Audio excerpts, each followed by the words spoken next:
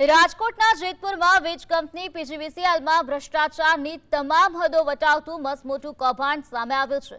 કંપનીના સ્ટોરમાંથી અંદાજે 80 લાખ રૂપિયાની કિંમતનો સરકારી માલ સામાન બારોબાર ખાનગી સોલાર કંપનીઓને વેચી દેવામાં આવ્યો છે।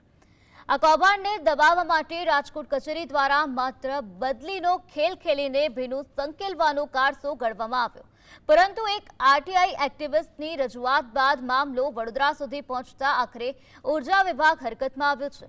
કડક તપાસ બાદ પીજીવીસીએલ તંત્રએ 2 નાયબ ઇજનેર સહિત 5 અધિકારીઓ અને કર્મચારીઓને તાત્કાલિક અસરથી સસ્પેન્ડ કરી દેતા વીજ વર્તુળોમાં ભારે ખળભળાટ મચ્યો છે। અત્યારે બદલીના આદેશ પછી આજની તારીખે સસ્પેન્શનના ઓર્ડર 5 કર્મચારી સામે બજાવવામાં આવેલા છે।